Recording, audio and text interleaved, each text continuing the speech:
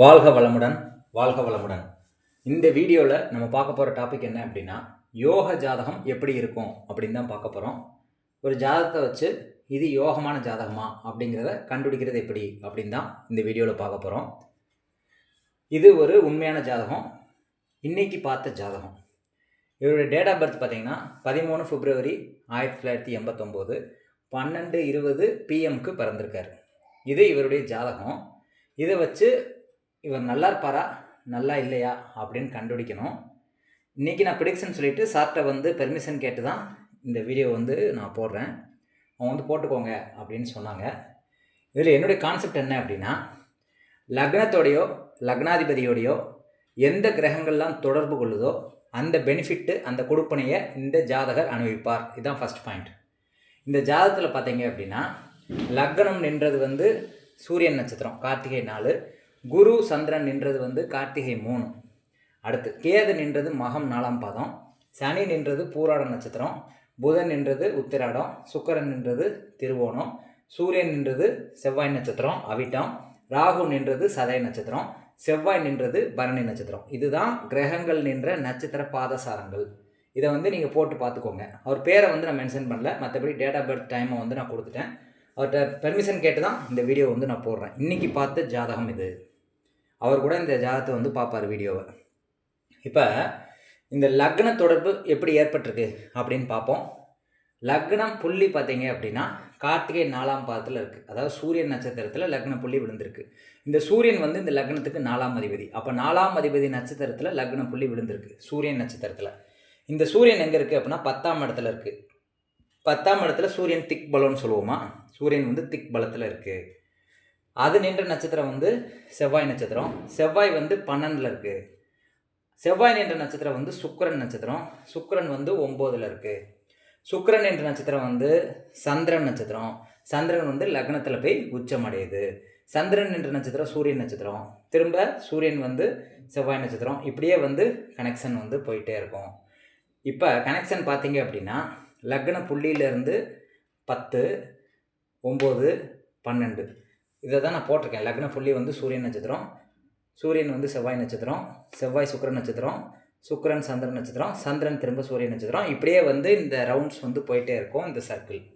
அப்போ இந்த லக்ன தொடர்பு பார்த்தீங்கன்னா 1, 9, 10, 12ஆம் பாவத்தை தொடர்பு கொள்ளுது. லக்ன தொடர்பு. லக்ன அதிபதி தொடர்பு பார்த்தீங்கன்னா இதுவும் கிட்டத்தட்ட அதே தான். லக்ன அதிபதி சுக்கிரன். அந்த சுக்கிரன் எந்த நட்சத்திரத்தில் இருக்குது? சந்திரன் நட்சத்திரத்தில் இருக்குது. சந்திரன் சூரியன் நட்சத்திரத்தில் இருக்குது. சூரியன் செவ்வாய் நட்சத்திரத்தில் இருக்குது. செவ்வாய் சுக்கிரன் நட்சத்திரத்தில் இருக்குது. இதுவும் பார்த்திங்கன்னா 1, 9, 10, 12ஆம் பாவத்தை தொடர்பு கொள்ளுது. அப்போ லக்னமோ லக்னாதிபதியோ தொடர்பு கொள்ளக்கூடிய பாவகங்கள் எதுவோ அந்த கொடுப்பனையை தான் இந்த ஜாதகர் அனுபவிப்பார். இதுதான் ஃபஸ்ட் பாயிண்ட். 1, 9, 10, 12ஆம் பாவகத்தை தொடர்பு கொள்ளுது. அப்போ இவருக்கு லைஃப்னுடைய பர்பஸ் 4 பாவகத்தை தான் இவர் அனுபவிப்பார் அப்படிங்கிறது தான் இவர் வாழ்க்கையினுடைய நோக்கம். அப்போது 9ங்கிறது பூர்வீகம், 10ங்கிறது தொழில், 12ங்கிறது விரயம் சுற்றி பார்க்குறது, லக்னங்கிறது இவர். இந்த 4 விஷயங்கள் தான் பெரும்பாலும் இவருக்கு அமையும். இதில் நிற்கக்கூடிய கிரகங்கள் அதனுடைய 2 வீட்டு பலன்களோ 1 வீட்டு பலன்களோ இந்த நின்ன இடத்து மூலிமா தான் அது செய்யும் அப்படின்னு சொல்கிறோம். இப்போ 9ங்கிறது யார்? அப்பா. அப்போ அப்பா மூலிமா இவருக்கு பெனிஃபிட் கிடைக்கும் அப்படின்னு சொல்லலாம். இப்போ 9ஆம் இடத்துல என்ன கிரகங்கள் இருக்குது? சுக்கிரன் இருக்குது, புதன் இருக்குது. அப்போ சுக்கிரன் லக்னாதிபதி 6ஆம் அதிபதி. அப்போ அது 9ஆம் வீட்டில் இருந்து திரும்ப இது நின்ற நட்சத்திரம் சந்திரன். அது லக்னத்தோட தொடர்பு கொள்ளுது. சந்திரன் உச்சம் அடையுது. அது திரும்ப சூரியன் நட்சத்திரத்துலேருந்து 10க்கு வருது. இப்படியே இந்த ரொட்டேஷன் போயிட்டே இருக்கும். அப்போ இவங்க அப்பா இவருக்கு ஹெல்ப் பண்ணுவார் அப்படின்னு சொல்லலாம். இதில் இன்னொன்று என்னென்னா, அதிக நட்சத்திரங்கள் சம்மந்தப்படக்கூடிய கிரகங்கள் பார்த்தீங்கன்னா சூரியன் நட்சத்திரத்தில் 3 கிரகங்கள் இருக்குது. குரு, சந்திரன், புதன். சுக்கிரன் நட்சத்திரத்தில் 2 கிரகங்கள் இருக்குது, செவ்வாய், சனி. இப்போ குரு 8, 11க்குரிய அதிபதி. அது எங்கே இருக்குது? லக்னத்தில் இருக்குது. சந்திரன் 3க்குரிய அதிபதி. அது எங்கே இருக்குது? லக்னத்தில் இருக்குது. புதன் 2, 5க்குரிய அதிபதி. அது எங்கே இருக்குது? 9ல் இருக்குது. அப்போ சூரியனுக்கு கீழே இருக்கக்கூடிய கிரகங்கள் குரு, சந்திரன், புதன் பார்த்தீங்கன்னா 1, 9ஆம் பாவத்தை கனெக்ட் பண்ணுது. அடுத்து சுக்கிரனுக்கு கீழே இருக்கக்கூடிய கிரகங்கள் என்ன? செவ்வாய், சனி. அப்போ செவ்வாய் 7, 12க்குரிய அதிபதி 12ல் இருக்குது. சனி 9, 10க்குரிய அதிபதி 8ல் இருக்குது. அப்போ சுக்கிரனுக்கு கீழே இருக்கக்கூடிய கிரகங்கள் 8, 12ஆம் பாவத்தை தொடர்பு கொள்ளுது. இதை வந்து புரிஞ்சுக்கிட்டா போதுமானது. அதாவது என்னென்ன விஷயங்கள் இருக்குது அப்படின்னு ஃபஸ்ட்டு பார்த்துட்டு பலன்களை அடுத்து பார்ப்போம். இப்போ இந்த ஜாதகத்தில் திக்பலம் அடையக்கூடிய கிரகங்கள், வலுவாகக்கூடிய கிரகங்கள் எது எது அப்படின்னு பார்க்கும்போது, லக்னத்தில் குரு இருந்தால் திக்பலம், அது எல்லாருக்குமே தெரியும். அது குரு வந்து திக்பலம் ஆயிடுச்சு. அடுத்து சந்திரனும் திக்பலம் ஆயிடுச்சு. இப்போ நீங்கள் கேட்கலாம், லக்னத்தில் தானே சந்திரன் இருக்குது, அது எப்படி திக்பலம் ஆகும் அப்படின்னா, சந்திரன் என்ற நட்சத்திரம் வந்து 4ஆம் அதிபதி நட்சத்திரம். அப்போ 4ல் தானே சந்திரன் திக்பலம் அடையும். அப்போ 4ஆம் அதிபதி நட்சத்திரம் வாங்கினதுனால சந்திரனும் திக்பலம் அடைஞ்சிருச்சு, சுக்கிரனும் திக்பலம் அடைஞ்சிருச்சு. எப்படி திக்பலம் அடையுது? சுக்கிரன் என்று சந்திரன் நட்சத்திரம், சந்திரன் வந்து சூரியன் நட்சத்திரத்தில் நிற்கிது. அப்போ 4ஆம் இடத்தோட இந்த சுக்கிரனும் தொடர்பு கொள்றதுனால சுக்கிரனும் திக்பலம் அடைஞ்சிருச்சு. சூரியன் 10ல் இருக்கிறதுனால சூரியனும் திக்பலம் அடைஞ்சிருச்சு. அப்போ இந்த ஜாதகத்தில் கிட்டத்தட்ட 4 கிரகங்கள் திக்பலம் அடைஞ்சிருச்சு. குரு, சந்திரன், சுக்கிரன், சூரியன் வந்து திக்பலம் அடைஞ்சிருச்சு. அப்போ வலுவான கிரகங்கள் பார்த்தீங்க அப்படின்னா குரு, சந்திரன், சுக்கிரன், சூரியன் இதெல்லாமே திக்பலம் அடைஞ்சிருச்சு. லக்ன தொடர்பு, லக்னாதிபதி தொடர்பு பார்த்தீங்கன்னா 1, 9, 10, 12ஓட தொடர்பு கொள்ளுது. இந்த கொடுப்பனையை அனுபவிக்கிறது தான் இந்த ஜாதகர் பிறந்திருக்காரு அப்படின்னு சொல்லலாம். அதிக நட்சத்திரங்கள் கனெக்ட் ஆகிறது சூரியன், சுக்கிரன். அப்போ இதுக்கு கீழே உள்ள கிரகங்கள் எல்லாமே வந்து எந்த திசை பற்றி வந்தாலும் இந்த 2 கிரகங்கள் இயங்கும். குரு திசை வந்தாலோ, சந்திர திசை வந்தாலோ, புதன் திசை வந்தாலோ, செவ்வாய் திசை வந்தாலோ, சனி திசை வந்தாலோ சூரியனும் சுக்கிரனும் எப்பயுமே இயங்கும் அப்படிங்கிறத நம்ம தெளிவாக சொல்ல முடியும். அப்போ எந்தெந்த பாவத்தோட சூரியனுக்கு கீழே உள்ள கிரகங்கள் தொடர்பு கொள்ளுது அப்படின்னா 1, 9ஆம் பாவங்கள். சுக்கிரனுக்கு கீழே உள்ள கிரகங்கள் எதை தொடர்பு கொள்ளுதுன்னா 8, 12 தொடர்பு கொள்ளுது அப்படின்னு சொல்லி ஓவர் வியூ பார்த்தாச்சு. இப்போ பலன்களுக்கு போகலாம். இப்போ இது யோக ஜாதகமா தோஷ ஜாதகமா அப்படிங்கிறத எப்படி கண்டுபிடிக்கிறது அப்படின்னு பார்க்கும்போது, லக்னம் வந்து தொடர்பு கொள்ளுது 1, 9, 10, 12. அப்போ 9ங்கிறது தர்மஸ்தானம், 10ங்கிறது கர்மஸ்தானம், 1ங்கிறது லக்னம், 12ங்கிறது என்ன சொல்கிறது, ஃபாரின் போகிறது, வெளியூர் போகிறது, செலவு பண்ணுறது, அயன சயன பாக்கியங்கள் அப்படிங்கிறது 12ஆம் இடம். அப்போ இவருக்கு இந்த 4 பாவகமும் கனெக்ட் ஆனதுனால எல்லாமே சூப்பரான பாவகங்கள் தான் கனெக்ட் ஆகிருக்கு. இங்கே 8 வந்து கனெக்ட் ஆகலை, 6 வந்து கனெக்ட் ஆகலை. அப்போ கனெக்ட் ஆன பாவங்கள் எல்லாமே நன்மை செய்யக்கூடிய பாவகங்கள் தான் கனெக்ட் ஆகிருக்கு. அப்போ இந்த ஜாதகனுடைய விதி எப்படி இருக்கும் அப்படின்னு சொல்லி பார்க்கும்போது எல்லாமே நல்லா இருக்குதுன்னு தான் சொல்லணும். ஏன்னா 6, 8 தொடர்பு வந்து இங்கே வரல. அப்போ நீங்கள் கேட்கலாம், 8ல் வந்து சனி இருக்குது, தொடர்பு வரல அப்படின்னா இங்கே எப்படி வந்தது அப்படின்னா, லக்னத்தோட தொடர்பு கொண்ட கிரகங்கள் 6, 8ல் சம்மந்தப்படலை. இது தனிச்சு தான் இருக்குது. சனிங்கிற கிரகம் வந்து தனிச்சு தான் வந்து 8ல் போய் அமையுது. லக்னத்தோடையோ லக்னாதிபதியோடையோ சனி டைரெக்டாக தொடர்பு கொள்ளலை. அப்போ சனி திசை வரும்போது நன்மை செய்யுமா தீமை செய்யுமா அப்படிங்கிற டவுட் வரும்போது, இந்த லக்னத்துக்கு யோக கிரகம் அப்படின்னு பார்க்கும்போது சனி தான். அது நின்ற நட்சத்திரம் வந்து லக்னாதிபதி நட்சத்திரம், அதுவும் நட்பு நட்சத்திரம் தான். லக்னாதிபதி யார்? சுக்கிரன். அப்போ சுக்கிரன் நின்று சந்திரன், சந்திரன் வந்து லக்னத்தில் போய் உச்சமடையுது. அப்போ லக்னத்துக்கும் லக்னாதிபதிக்கும் இந்த சனி வந்து தொடர்பு கொள்ளுது. லக்னமும் லக்னாதிபதியும் சனியை தொடர்பு கொள்ளலை, ஆனால் சனி வந்து லக்னாதிபதியும் லக்னத்தையும் தொடர்பு கொள்ளுது. அப்போ சனி திசை வரும்போது நன்மை நடக்குமா அப்படின்னா நன்மை நடக்கும். ஏன் நடக்கும் அப்படின்னா, அது நின்ற சாரம் வந்து சுக்கிரன் சாரம் லக்னாதிபதி, அது நின்ற சாரம் வந்து சந்திரன், அது உச்சமடையுது லக்னத்தில். அப்போ நிச்சயமாக நன்மை நடக்கும் அப்படின்னு சொல்லலாம். இதில் இன்னொரு டவுட் வரும். இப்போ இந்த லக்னத்துக்கு மாரகஸ்தானங்கள் அப்படின்னு பார்க்கும்போது 3, 8 தான் மாரகஸ்தானங்கள். அப்போ 3ஆம் இடங்கிறது சந்திரன், 8ஆம் இடங்கிறது குரு. அப்போ இந்த 2 மாரகாதிபதிகள் வந்து லக்னத்தில் இருக்குது. இது நன்மையா தீமையா அப்படின்னு உங்களுக்கு நிச்சயமாக டவுட் வரணும். மாரகாதிபதி கெடுதல் தானே பண்ணும், அப்போ இங்கே எப்படி நல்லது பண்ணுது அப்படின்னு உங்களுக்கு கேள்வி வருது, எனக்கு புரியுது. ஆனாலும் காலச்சக்கரப்படி பார்த்தீங்க அப்படின்னா சுக்கிரன் வீட்டுக்கு மாரகாதிபதி சந்திரன், அந்த சந்திரன் வந்து சுக்கிரன் வீட்டில் உச்சமடையும். காலச்சக்கரப்படியே பார்த்தாலும் காலச்சக்கரப்படி சுக்கிரன் வீட்டில் வந்து சந்திரன் உச்சமடையுது. அப்போ நம்ம என்ன சொல்கிறோம் அப்படின்னா, எதுக்கு மாமியார் மருமகள் சண்டை வருது அப்படின்னு யாராவது யோசிச்சிருக்கீங்களா? மாமியார் அப்படிங்கிறது சந்திரன், மருமகள் அப்படிங்கிறது சுக்கிரன். 2மே பெண் தான், ஒன்று மாமியார், இன்னொன்று மருமகள். அப்போ இந்த 2மே வந்து ஏன் சண்டை வருது அப்படின்னா, இந்த சுக்கிரனோட சந்திரன் வந்து டாமினேட் பண்ணுமா, மாமியார் வந்து எப்பயுமே ஸ்ட்ராங்காக இருப்பாங்க. இது காலச்சக்கரப்படி. அந்த லக்னத்துக்கு மாரகாதிபதி வந்து அந்த இடத்துலையே வந்து உச்சமடையும். அப்போ இயற்கையிலே பார்த்தீங்கன்னா மாமியாருடைய வலு வந்து ஜாஸ்தி மருமகளை விட அப்படிங்கிறது காலச்சக்கரப்படி நம்ம தெரிஞ்சுக்கலாம். இப்போ இந்த சுக்கிரன் லக்னாதிபதி வந்து மாரகாதிபதி நட்சத்திரத்தில் இருந்து தான் உச்சமடையுது. அப்போ அது எப்படி நன்மை நடக்கும் அப்படின்னு பார்க்கும்போது, இது தீமையை கொஞ்சம் செய்யும். அதாவது எதில் தீமை செய்யும் அப்படின்னா, உயிர்காரத்துவத்தில் மட்டும்தான் தீமை செய்யும். ஒரு லக்னாதிபதி வந்து மாராதிபதி நட்சத்திரத்தில் இருந்தால் உயிர் காரத்துவத்தில் மட்டும்தான் தீமை செய்யும், பொருள் காரத்துவத்தில் முன்னேற்றத்தை செய்யும். ஏன் அப்படின்னா சந்திரன் வந்து இங்கே உச்சமடையுது, அது நின்ற சாரம் வந்து சூரியன் சாரம், சூரியன் 4ஆம் அதிபதி. இப்படியே வந்து ரொட்டேஷன் வந்துக்கிட்டே இருக்கும். அப்போ பாவங்கள் 1, 9, 10, 12 கனெக்ட் ஆகிறதுனால பேரு புகழ், தொழில், ஃபாரின் போய் ஒர்க் பண்ணுறது, வருமானம் எல்லாமே வந்து கிடைக்கும். குடும்ப வாழ்க்கையில் மட்டும் சிக்கலை ஏற்படுத்தும். ஏன்னா லக்னாதிபதி மாரகாதிபதி நட்சத்திரத்தோடு தொடர்பு கொள்ளுது, மாரகாதிபதி லக்னத்தில் இருக்குங்கிறதுனால இவங்களுக்கு வந்து பொருளாதாரத்தில் எந்த பாதிப்பும் வராது. ஆனால் உயிர் சார்ந்த விஷயத்துலையோ அதில் வந்து பிரச்சனை வரும். அதாவது மாமியார் மருமகள் நடுவில் வந்து பிரச்சனை வரும் அப்படின்னு நம்ம சொல்கிறோம். இப்போ இன்றைக்கி வந்து ஒரு ஜோசியம் பார்க்கும்போது சந்திரன் வந்து மேசத்தில் இருக்குது. அப்போ மேசத்தோடு தொடர்பு கொண்ட கிரகங்கள் பார்த்திங்கன்னா செவ்வாய் மட்டும்தான் தொடர்பு கொள்ளுது. அதாவது பரணி நட்சத்திரத்தில் இன்றைக்கி கோச்சார சந்திரன் ஓடிட்டுருக்கு. அப்போ ஒரு கேள்வி வந்து செவ்வாய் மட்டும்தான் அதோட தொடர்பு கொள்ளுது, வேறு எந்த கிரகமும் பார்வை மூலியமாவோ 7ஆம் இடம் மூலியமாவோ தொடர்பு கொள்ளலை. அப்போ ஒரு கொஸ்டின் தான், திருமணம் சார்ந்த கொஸ்டின் தான். திருமணம் நடக்கலை அப்படின்னு சொல்கிறாரு. திருமணம் வந்து எனக்கு நடக்காது அப்படின்னு அவர் கணிச்சிருக்காரு. அவருக்கு திருமணம் நடக்காதுன்னு அவர் கணிச்சு வச்சுருக்காரு. ஆனால் என்கிட்ட கேட்கும்போது நான் என்ன சொன்னேன் அப்படின்னா, இப்போ குரு திசை ஸ்டார்ட் ஆகி ஒரு நாள் தான் ஆகுது.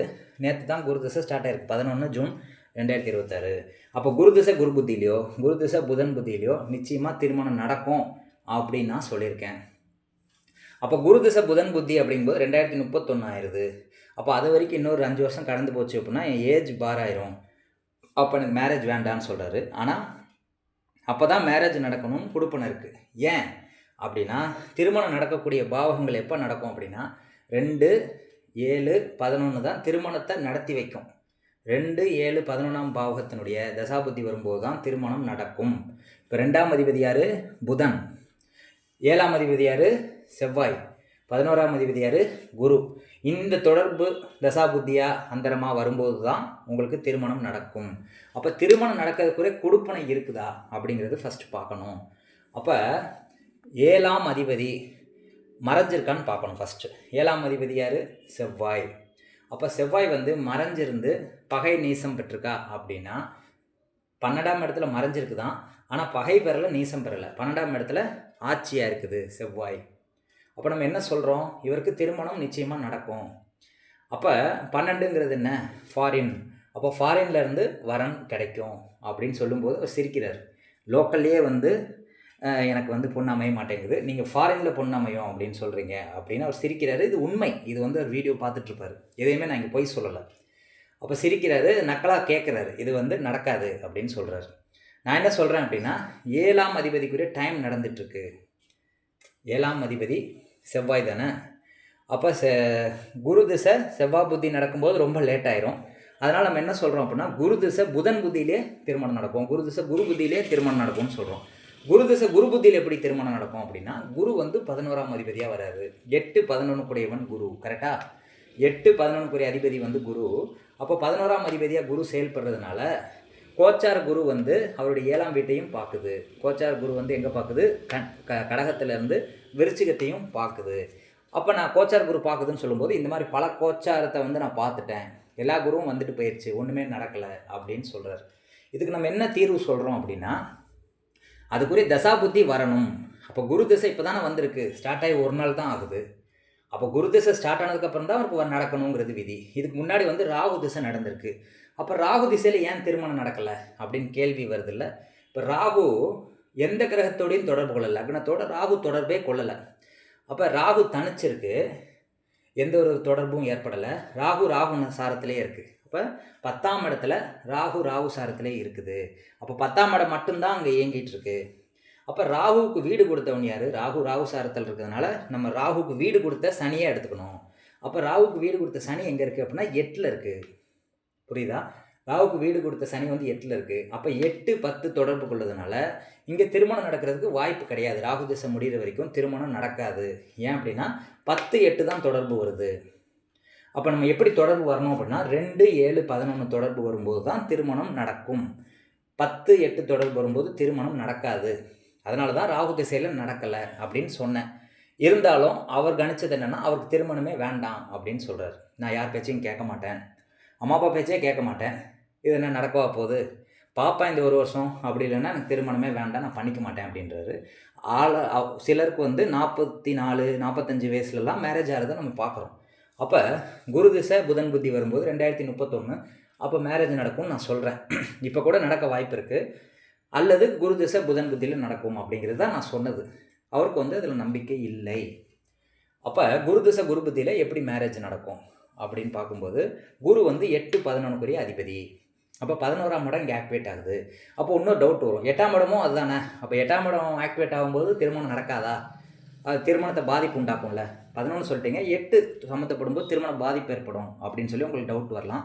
அதுக்கு நான் என்ன சொல்கிறேன் அப்படின்னா, குருனுடைய நட்சத்திரம் 8ஆம் இடத்துல இருக்கா 11ஆம் இடத்துல இருக்கான்னு பாருங்கள். குருனுடைய நட்சத்திரம் 11ஆம் இடத்துல தான் இருக்குது. அப்போ அது ஃபஸ்ட்டு ஆக்டிவேட் ஆகிறது வந்து 11ஆம் இடத்தை தான் குரு திசை குரு புத்தியில் ஆக்டிவேட் பண்ணும். அப்போ திருமணம் நடக்கிறதுக்குரிய அதிக வாய்ப்புகள் வந்து இருக்குது 11ஆம் இடம் ஆக்டிவேட் ஆகிறதுனால. 8ஆம் இடம் ஏன் ஆக்டிவேட் ஆகலை அப்படின்னா, ஃபஸ்ட்டு அங்கே ஒரு கிரகம் இருக்குது அப்படிங்கிறதுனால ஆக்டிவேட் ஆகலைன்னு சொல்லலாம். அல்லது குருனுடைய நட்சத்திரம் இங்கே இல்லை, குரு இங்கே வந்து மூலம் பூராடம் உத்திராடம் இருக்கிறதுனால குரு நட்சத்திரம் இங்கே இல்லாதனால இங்கே தான் குரு நட்சத்திரத்தில் இருக்குது. அப்போ 11ஆம் இடம் தான் ஆக்டிவேட் ஆகும். அப்போ திருமணம் நடக்கும். அப்படி குரு திசை குரு புத்தியில் நடக்கலைன்னா நிச்சயமாக குரு திசை புதன் புத்தியில் நடந்துடும். ஏன்னா புதன் வந்து 2 கூடிய அதிபதி. அப்போ 2-5 கூடிய புதன் வந்து குருவோடு சேரும்போது குருவுக்கு 9ஆம் இடத்துல வந்து புதன் இருக்குது. அப்போ நிச்சயமாக வந்து குரு திசை புதன் புத்தியில் கன்ஃபார்மாக நடக்கும்னு சொன்னேன். இதில் நடக்கிறதுக்கு வாய்ப்பு இருக்குதுன்னு சொன்னேன். ஆனால் குரு திசை புதன் புத்தியில் கன்ஃபார்மாக நடக்கும் அப்படின்னு சொன்ன உடனே, அவர் இந்த வருஷம் மேரேஜ் பண்ணால் பண்ணுவேன், இல்லாட்டி யார் பேச்சையும் கேட்க மாட்டேன், நான் மேரேஜே வேண்டாம் அப்படின்னு சொல்கிறாரு. உங்கள் விருப்பம் அப்படின்னு சொல்லியாச்சு. இது எல்லாமே நடந்த கான்வர்சேஷன், எதையுமே நான் மறைக்கலை. அந்த வீடியோ அவர் பார்த்துட்ருப்பார், பார்த்துட்டு கமெண்ட் கூட பண்ணாலும் பண்ணட்டும், அதை பற்றி நமக்கு கவலை இல்லை. எதையுமே நான் மறைக்கிறது இல்லை, உண்மையை தான் நான் சொல்கிறேன். அப்போ திருமணம் நடக்குது குரு திசை புதன் புத்தியில் நடக்கும் அப்படின்னு சொல்லியாச்சு. இப்போ நான் என்ன சொல்கிறேன்னா, எந்த ஜாபில் இருக்கார் அப்படின்னு பார்க்கும்போது அவர் வந்து புதன் சார்ந்த வேலையை பார்த்தேன் அப்படின்னு சொல்கிறாரு. ஆனால் நம்ம கணிப்பில் வந்து அதை நான் கண்டுபிடிக்கல, அதான் உண்மை. நட்சத்திர ரீதியாக தொடர்பு கொள்ளும்போது இங்கே வந்து எதையுமே புதனோட எந்த கிரகமும் கனெக்ட் ஆகாதனால நான் என்ன சொன்னேன் அப்படின்னா, புதன் சார்ந்த விஷயத்த நான் சொல்லலை. புதன் சார்ந்த வேலை பார்ப்பீங்க அப்படின்னு சொல்லலை. அவர் புதன் சார்ந்த வேலை பார்ப்பேன், இப்போ பார்த்துட்ருக்கேன் அப்படின்னு சொல்கிறாரு. அது எப்படி என்னுடைய வீடியோ வந்து பார்த்தாராம், சனிக்கு 10ஆம் இடத்துல இருக்கக்கூடிய கிரகம் தொழில் அமையும் அப்படின்னு சொல்லும்போது அதை பார்த்துட்டு தான் என்கிட்ட வந்து கான்டாக்ட் பண்ணேன் அப்படின்னு சொன்னார். அப்போ சனிக்கு 10ல் வந்து புதன் தான் வந்து 10ஆம் அதிபதியாக வர்றதுனால அந்த தொழில் பண்ணுறேன் அப்படின்னு சொன்னார். ஆனால் இதை நான் சொல்லலை, அவர் தான் சொன்னார்.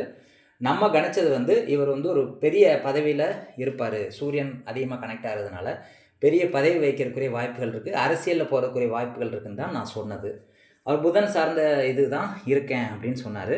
இதில் நான் புரிஞ்சுக்கிட்டது என்ன அப்படின்னா, உங்களுக்கு வருமானத்தை கொடுக்கக்கூடியது என்ன, 2ஆம் அதிபதியும் 11ஆம் அதிபதியும் தான் வருமானத்தை கொடுக்கக்கூடிய பிளானட்ஸ். அப்போ இந்த லக்னத்துக்கு 2ஆம் அதிபதி யார், புதன். 11ஆம் அதிபதி யார், குரு. அப்போ குரு சார்ந்த விஷயத்தையோ புதன் சார்ந்த விஷயத்தையோ வேலையாக பண்ணும்போது நிச்சயமாக ஒரு உயர்வு அடைவார் அப்படிங்கிறத சொல்ல முடியும். எந்த லக்னமாக இருந்தாலும் அதனுடைய 2ஆம் அதிபதியும் 11ஆம் அதிபதியினுடைய வேலையை நீங்கள் தேர்ந்தெடுத்து பண்ணிங்கன்னா நிச்சயமாக வந்து உங்களுக்கு சக்ஸஸ் கிடைக்குங்கிறது எழுதப்படாத விதி. அது இங்கே சனிக்கு 10ல் இருக்குது, சனி நின்ற நட்சத்திரமாக இருக்குது, அல்லது வந்து அதிக நட்சத்திரங்கள் தொடர்பு கொள்ளுது, 10ஆம் அதிபதியாக வந்து என்ன இருக்குது, 10ல் என்ன கிரகம் இருக்குது, இதெல்லாம் நீங்கள் பார்க்குறத விட நம்ம என்ன சொல்கிறோம் அப்படின்னா, 2ஆம் அதிபதியும் 11ஆம் அதிபதியும் யார் வராங்கன்னு பாருங்கள். அவங்க வேலையை வந்து நீங்கள் எடுத்து பண்ணும்போது அது மூலிமா வருமானம் வரும். அப்போ இவருக்கு தெரியாமலே வந்து 2ஆம் அதிபதியாகிய புதன் சார்ந்த வேலை பண்ணுறேன் அப்படின்னு சொல்கிறாரு. அடுத்து குரு சார்ந்த 11ஆம் அதிபதி குருங்கிறதுனால அது சார்ந்த வேலை பேங்கிங்கில் வந்து இப்போ நான் ட்ரை பண்ணலாமா குரு திசையில் அப்படின்னு சொல்லி அவர் கேட்டார். இதுதான் வந்து இந்த குருவும் புதனும் 2-11 அதிபதியாக வர்றதுனால அது செய்யும்போது நிச்சயமாக அவருக்கு வருமானம் வரும் அப்படின்னு சொல்லி நான் சொன்னேன். அடுத்து பார்த்தீங்க அப்படின்னா, அவர் கேட்ட கேள்விகளை நான் சொல்லிடுறேன். ராகு திசை எப்படி இருந்திருக்கும் அப்படின்னு சொல்லி கேட்டார். ராகு திசை ராகு புத்தின்னு பார்க்கும்போது ராகு வந்து 10ல் இருக்குது, அது தனிச்சு இருக்குது. அப்போ அதுக்கு வீடு கொடுத்தவன் சனியை நம்ம பார்க்கணும். சனி பார்த்தீங்க அப்படின்னா சுக்கிரன் நட்சத்திரத்தில் இருக்குது, லக்னாதிபதி நட்சத்திரத்தில் இருக்குது. அந்த சுக்கிரன் வந்து சந்திரன் நட்சத்திரத்திலிருந்து அது உச்சமடைஞ்சிருச்சு. அப்போ நான் என்ன சொன்னேன், இது வந்து மாரகாதிபதி நட்சத்திரத்தில் இருந்தாலும் அது உயிருக்கு தான் மாரகத்தை செய்யும், பொருளுக்கு வந்து முன்னேற்றத்தை தான் கொடுக்கும். அப்போ அவர் அந்த டைமில் தான் எனக்கு வந்து தடை இல்லாமல் வந்து எல்லாமே கிடச்சது, படிப்பு படித்தேன் தடை இல்லை அப்படின்னு சொல்லி சொன்னார். ஏன் அப்படிங்கிறது அவர் கணிச்சது என்ன அப்படின்னா, சனி வந்து 3ஆம் பார்வையாக ராகுவை பார்க்குறாரு, அதனால் வந்து சனி வந்து யோகாதிபதி, அதனால் எனக்கு நல்லது நடந்ததுன்னு அவர் சொன்னார். என்னுடைய ஆய்வில் வந்து நான் பார்வை பார்க்காததுனால அதுக்கு வீடு கொடுத்த சனி வந்து எங்கே இருக்குது, தனுசில் இருக்குது. அது நின்ற சாரம் வந்து சுக்கிரன் சாரம், சுக்கிரன் சந்திரன் சாரம், அது உச்சமாயிடுச்சு இங்கே ரிஷபத்தில். அப்போ நம்ம என்ன சொல்கிறோம், அது நின்ற நட்சத்திராதிபதி திக்பலம் அடைஞ்சிருச்சு, அப்போ இது நல்லா தான் இருக்குது அந்த டைமில் அப்படிங்கிறது தான் நம்ம கண்டுபிடிக்கிறோம். அடுத்து பார்த்திங்கன்னா ராகு திசை கேது புத்தி எப்படி இருக்குது அப்படின்னு சொல்லி கேட்குறாரு. இந்த கேது தன்னுடைய சுயசாரத்தில் இருக்குது கேது. அப்போ சுயசாரத்தில் இருந்தால் அதுக்கு வீடு கொடுத்தவன் எப்படி இருக்காருன்னு பார்க்கணும். அப்போ கேதுக்கு வீடு கொடுத்தவர் சூரியன். அவர் எங்கே இருக்கார் அப்படின்னா லக்னத்துக்கு 10ல் திக்பலம் அடைகிறாரு. அப்போ நம்ம என்ன சொல்கிறோம், இந்த சூரியனும் நல்லா வலுவாக இருக்கிறதுனால கண்டிப்பாக நல்லா இருக்குது அப்படின்னு தான் நம்ம சொல்ல முடியும். இந்த சூரியன் 4ஆம் இடத்துக்கு வீடு 4ஆம் அதிபதி சூரியன். அதில் தான் நிறைய கிரகங்கள் நட்சத்திரம் கொடுத்துரு. 3 கிரகங்கள் சூரியன் நட்சத்திரத்தில் இருக்குது. அப்போ 4ஆம் இடம் வலுவாயிடுச்சு. அப்போ இந்த சூரியன் இந்த ராகு தசை கேது புத்தியில் நிச்சயமாக நல்ல பலன் தான் நடந்திருக்கும் அப்படின்னு நம்ம சொல்கிறோம். ஏன்னா சூரியன் திக்பல் அடைஞ்சிருக்கு அப்படின்னு நம்ம சொல்கிறோம். இதெல்லாம் சொன்னதுக்கப்புறம் கடைசியாக நான் சொல்லக்கூடிய விஷயம் என்ன அப்படின்னா, இவர் 2036 எலெக்ஷனில் நின்னால் கண்டிப்பாக ஒரு எம்எல்ஏ ஆகிறதுக்கு வாய்ப்பு இருக்குது அப்படின்னு சொன்னேன். அவர் நான் அந்த மாதிரி ஆசையே கிடையாது, எனக்கு அது வாய்ப்பே கிடையாது அப்படின்னு சொல்லி அவர் சொன்னார். அதுதான் உண்மை. நான் தான் சொன்னேன், நீங்கள் அரசியலில் இறங்குனீங்கன்னா நிச்சயமாக ஒரு பெரிய பதவிக்கு வந்துடுவீங்க அப்படின்னு சொல்லி நான் சொன்னேன். இது அவர் கேட்டுட்டு தான் இருப்பார். முடிஞ்சால் அவர் கமெண்ட் கூட பண்ணட்டும், நான் சொல்கிறது உண்மையா பொய்யா அப்படின்ட்டு. இந்த வீடியோ பார்த்துட்டு கூட அவர் கமெண்ட் பண்ணுறதுக்கு வாய்ப்பு இருக்குது. இன்றைக்கி தான் நான் பேசினேன் இதை. அப்போ அவர் அரசியல் போகிறதுக்கு எப்படி வாய்ப்பு வருது அப்படின்னு பார்க்கும்போது, என்னென்ன கிரகங்கள்லாம் சூரியன் தான் அரசியலுக்குரிய பிளானட். சூரியனும் சந்திரனும் ஒளி கிரகங்கள். சூரியனும் சந்திரனும் நல்லா இருக்குது அப்படின்னாலே உங்களுக்கு ஒரு பேர் புகழ் கண்டிப்பாக கிடைக்கும். பாவகத்தில் 8ஆம் பாவகம் தொடர்பு இல்லாமல் இருந்தாலே பேர் புகழ் கிடைக்கும். இப்போ இங்கே பாருங்கள், லக்னம்ன்றதே பார்த்தீங்கன்னா சூரியன் நட்சத்திரம். சூரியன் 10ல் திக்பலம், அது நின்ற நட்சத்திரம் செவ்வாய். அது 12ல் போயிட்டு ஆட்சியாக இருக்குது. 12ஆம் இடத்துல மறைகிறது அப்படின்னு மட்டும் நம்ம எடுத்துக்கக்கூடாது. 12ஆம் இடத்துல அது ஆட்சியாக இருக்குது. அப்போ அது நின்ற நட்சத்திரம் சுக்கிரன், அது 9ஆம் இடத்துல இருக்குது. அப்போ அது நின்ற நட்சத்திரம் சந்திரன், அது உச்சமாயிடுச்சு லக்னத்தில். அப்போ இந்த கனெக்ஷன் பார்க்கும்போது 1, 9, 10, 12 கனெக்ஷன் ஏற்படுது. அதில் ஒவ்வொரு கிரகமும் இன்டர்லிங்க் ஆகி சூரியன் திக்பலம் அடையுது, செவ்வாய் ஆட்சி அடையுது, சந்திரன் உச்சமடையுது. 9ஆம் இடத்துல லக்னாதிபதி இருக்குது. சரராசியில் லக்னாதிபதி இருக்கிறது ஒரு நல்ல அமைப்பு, அரசியல் சார்ந்த நல்ல அமைப்பு. அது நின்ற நட்சத்திராதிபதி உச்சமாயிடுச்சு. அது திருமண வாழ்க்கையில் பாதிப்பை கொடுக்குமே தவிர, இந்த குருவும் சந்திரனும் மாரகாதிபதிகள். அப்போ சந்திரன் நட்சத்திரத்தில் சுக்கிரன் சந்திரன் நட்சத்திரத்தில் இருக்கிறதுனால லக்னாதிபதி அது மாரகத்தை செய்யும் அப்படின்னா உயிர் காரத்துவத்துக்கு தான் மாரகத்தை செய்யும். பொருளாதார ரீதியாக எந்த ஒரு பாதிப்பையும் கொடுக்காது. ரெண்டாவது இன்னொரு மாரகாதிபதி குரு, அஷ்டமாதிபதி குரு. அப்போ அது எப்படி பண்ணோம் அப்படின்னா, இந்த குரு நட்சத்திரத்தில் எந்த கிரகமும் இல்லை, அப்போ அது பாதிப்பை செய்யாது. குரு நட்சத்திரத்தில் கிரகங்கள் இருந்து திசை நடத்தினா தான் உங்களுக்கு பாதிப்பு வரும். அப்போ இங்கே அஷ்டமாதிபதி குருவாகிய நட்சத்திரத்தில் எந்த பிளானட்டுமே இல்லை. அப்போ அங்கே சாப்டர் க்ளோஸ். அதில் நட்சத்திரம் இல்லை அப்படின்னா உங்களுக்கு ப்ராப்ளமே கிடையாது. அப்போ இன்னொரு மாரகாதிபதி சந்திரன், அதோடைய நட்சத்திரத்தில் சுக்கிரன் மட்டுமே இருக்குது. அப்போ அது மாரகத்தை செஞ்சாலும் யோகத்தை கண்டிப்பாக செய்யும். பொருளாதார ரீதியாக வளர்ச்சியை கண்டிப்பாக கொடுக்கும், பேர் புகழை கொடுக்கும். ஆனால் உயிர் சார்ந்த விஷயத்துக்கு பாதிப்பை கொடுக்கும். பேர் டேமேஜ் ஆகும். ஏன்னா அது சந்திரன் நட்சத்திரம்னா பேர் டேமேஜ் ஆகி, ஆனால் மற்றபடி பொருளாதாரத்தில் சிறப்பாக கொடுக்கும். பாவ கனெக்டிவிட்டி பார்த்திங்கன்னா 1, 9, 10, 12 கனெக்ட் ஆகிறதுனால இவர் வெளியூர் வெளி மாநிலங்கள் போய் போனார் அப்படின்னா நிச்சயமாக அரசியலில் ஒரு நல்ல இடத்த பிடிக்க முடியும் அப்படின்னு நான் சொன்னேன். அவர் அரசியலே தேவையில்லை, அதெல்லாம் எனக்கு வராது அப்படின்னு ஒரே வார்த்தையில் முடிச்சிட்டாரு. என்னுடைய புரிதலில் தான் நான் இது சொல்கிறேன். 1, 9, 10 தொடர்பு கொள்ளுது. சூரியன் இங்கே 10ல் திக்பலம் அடையுது. சூரியன் ராகு இருக்கிறது ஒரு நல்ல உயர் பதவியை கொடுக்கக்கூடிய அமைப்பு. சூரியன் ராகுங்கிறது மிகப்பெரிய ஒரு வளர்ச்சியை கொடுக்கக்கூடிய ஒரு அமைப்பு அப்படின்னு சொல்லலாம். சூரியன் ராகுக்கு கேந்திரத்தில் பார்த்திங்கன்னா குரு சந்திரன் இருக்குது. சுக்கிரனும் இப்போ லக்னாதிபதியும் பார்த்திங்கன்னா லக்னத்துக்கு 9ல் இருக்குது. அது புதனோடு சேர்ந்துருக்கு. இது ஒரு ஆச்சரியத்தை பார்த்திங்கன்னா ஒரு எல்லா கிரகங்களும் பார்த்திங்கன்னா நட்பு கிரகத்தோட நட்சத்திரத்தில் தான் இருக்குது. உதாரணத்துக்கு குரு நட்பு கிரகமான சூரிய நட்சத்திரத்தில் இருக்குது. சந்திரன் நட்பு கிரகமான சூரிய நட்சத்திரத்தில் இருக்குது. கேதுவும் ராகுவும் சுயசாரத்தில் இருக்குது. சந்திரன் சனி நட்பு கிரகமான சுக்கிரன் நட்சத்திரத்தில் இருக்குது. புதன் நட்பு கிரகமான சூரிய நட்சத்திரத்தில் இருக்குது. சுக்கிரன் மட்டும்தான் கொஞ்சம் பகை கிரகமான இதில் சந்திரன் நட்சத்திரத்தில் இருக்குது, மாரகாதிபதி நட்சத்திரத்தில். சூரியன் நட்பு கிரகமான செவ்வாய் நட்சத்திரத்தில் இருக்குது. கிட்டத்தட்ட 8 கிரகங்கள் நட்பு கிரகத்தோட நட்சத்திரத்தில் இருக்குது. எதுவுமே 6 இல்லை. ஒரே ஒரு இது மட்டும்தான் 6 இருக்குது. குருவும் சனி மட்டும்தான் 6 இருக்குது. அது மட்டும்தான் கொஞ்சம் ப்ராப்ளமாக இருக்குது. அதுவுமே பார்த்திங்கன்னா அது நின்ற சாரநாதன் 9க்கு போயிடுச்சு. அது சாரநாதனும் பார்த்திங்கன்னா அதுக்கு நட்பு கிரகம். லக்னத்துக்கு யோகாதிபதினு சொல்லக்கூடிய சனி லக்னாதிபதி நட்சத்திரத்திலிருந்து அது நின்ற சாரநாதன் உச்சமடையுது. இப்போ 12ல் வந்து செவ்வாய் இருந்தாலும் அது ஆட்சி அடைஞ்சிருக்கு. அப்போ 8, 12ல் வந்து 8ல் சனி 12ல் வந்து செவ்வாய் இருக்கிறதுனால இவர் வெளி மாநிலம் வெளியூரில் போய் பெரிய ஆள் ஆகலாம் அப்படின்னு நான் சொன்னேன். நிச்சயமாக வந்து கவர்மெண்ட்டில் ஒரு எம்எல்ஏ பதவியாவது நீங்கள் வாங்குவீங்க அப்படின்னு நான் சொன்னேன். இது வந்து அவர் நம்பலை, எனக்கு இதெல்லாம் தேவையில்லை அப்படின்னு சொன்னார். இது என்னுடைய புரிதலில் இந்த ஜாதகத்தை வந்து கிளாரிட்டியாக நான் எக்ஸ்பிளைன் பண்ணியிருக்கேன். உங்களுக்கு புரியல அப்படின்னா திரும்ப இந்த வீடியோ பாருங்கள். எல்லாமே தெளிவாக தான் நான் எக்ஸ்பிளைன் பண்ணியிருக்கேன். அப்போ குருவுக்கு சனி வந்து 8ல் இருக்கிறதுனால குரு திசை சனி புத்தி எப்படி இருக்கும் அப்படின்னு கேட்டார். அல்லது சனி திசை எப்படி இருக்கும் அப்படின்னு கேட்டார். எப்பயுமே நம்ம என்ன சொல்கிறோம் அப்படின்னா, குரு அப்படிங்கிறது வருமானத்தை குறிக்கக்கூடிய கிரகம், சனிங்கிறது வந்து தொழிலை குறிக்கக்கூடிய கிரகம். இந்த ரெண்டுமே ஆரட்டாக இருக்கக்கூடாது தான். ஆரட்டாக இருந்தாலும் அதை நின்ற சாரநாதன் வந்து ஸ்ட்ராங்காகி லக்னத்தோட தொடர்பு கொண்டு அதுவும் ஸ்ட்ராங்காக இருக்குது. சந்திரனும் உச்சமடைஞ்சிருக்கு, அது நின்ற சாரநாதனும் திக்பலம் அடைஞ்சிருக்கு. அப்போ ஏதோ ஒரு வகையிலேருந்து மறைஞ்சிருந்தாலும் அது வந்து ஸ்ட்ராங்கான பலனை தான் செய்யும். அப்போ நீங்கள் வந்து ஃபாரின் போனீங்க அப்படின்னா நிச்சயமாக ஒரு நல்ல பலன் கிடைக்கும் அப்படின்னு தான் நான் வந்து கடைசியாக அவர்கிட்ட சொன்னது. இதில் இன்னொரு சூட்சுமத்தையும் நீங்கள் பார்க்கலாம். சுக்கிரன் வந்து சனி வீட்டில் இருக்குது, சனி வந்து குரு வீட்டில் இருக்குது, குரு வந்து சுக்கிரன் வீட்டில் இருக்குது. அப்போ குரு சனி சுக்கிரன் மூணுமே வந்து வீடு ரீதியாக வந்து ஒரு சர்க்கிள் மாதிரி ஃபார்ம் ஆகிருக்குது பாருங்கள். அதாவது 1, 8, 9ஆம் இடத்துல குரு வீட்டில் சனி, சனி வீட்டில் சுக்கிரன், சுக்கிரன் வீட்டில் குரு, இப்படி வந்து இன்டர் கனெக்ஷன் ஆகிருக்குது வீடு ரீதியாக. நட்சத்திர ரீதியாகவும் பார்த்தோம், வீடு ரீதியாகவும் இது இன்டர் கனெக்ஷன் ஆகிருக்கு. அது 1, 8, 9ல் இன்டர் கனெக்ஷன் ஆகிருக்கு.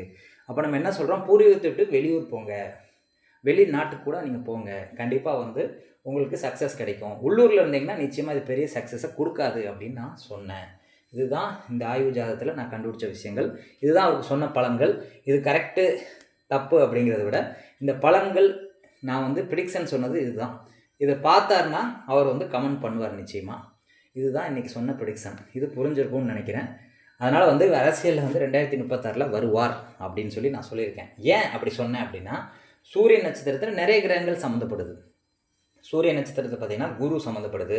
குரு வந்து 8, 11 அதிபதி, லாபாதிபதி சூரிய நட்சத்திரம். சந்திரனும் சூரிய நட்சத்திரம். புதன் வந்து 2, 5 அப்போ 2, 5 புதனும் 8, 11 குருவும் லாபத்தை கொடுக்கக்கூடிய வருமானத்தை கொடுக்கக்கூடிய கிரகங்கள் வந்து சூரிய நட்சத்திரத்தில் இருக்கிறதுனால சூரியனை இயக்கினா நிச்சயமாக இவருக்கு வருமானம் வரும். அப்போ சூரியன் சார்ந்த ஃபீல்டில் நீங்கள் போங்கன்னு சொன்னேன். அவர் அதை கேட்க தயாராக இல்லை. இருந்தாலும் நேரம் என்ன செய்யுது அப்படிங்கிறது பொறுத்து இருந்து தான் பார்க்கணும். ஆனால் அது 12ஆம் இடத்தோடு தொடர்பு கொள்வதனால இவர் வெளியூர் வெளி மாநிலம் போகும்போது அதில் பேரும் புகழும் கிடைக்கும். அரசியல் ரீதியாகவும் இவருக்கு வாய்ப்புகள் இருக்குது. அதாவது வந்து ஊராட்சி தலைவர் அந்த மாதிரி கூட இவருக்கு கிடைக்கலாம். அதாவது வந்து ஊருக்குள்ளேயே ஒரு அவுட்டரில் இருக்கக்கூடிய பதவியில் வந்து இவருக்கு வாய்ப்புகள் கிடைக்கும். அல்லது வெளியூர் வெளி மாநிலத்தில் போய் நின்னார் அப்படின்னா அதுலேயும் வாய்ப்புகள் இருக்குது. எல்லா கிரகமும் வந்து கேந்திரம் திரிகோணத்தில் தான் இருக்குது. நீங்கள் பார்த்தீங்கன்னா தெரியும். குரு சனியை தவிர மற்ற எல்லாமே கேந்திர திரிகோணத்தில் தான் இருக்குது. நல்ல யோகமான ஜாதகம் அப்படின்னே நம்ம சொல்லலாம். அப்போ யோக ஜாதகம் எப்படி இருக்கும் அப்படிங்கிறது இது ஒரு உதாரணம். இது புரிஞ்சிருக்கும்னு நினைக்கிறேன். நன்றி, வணக்கம்.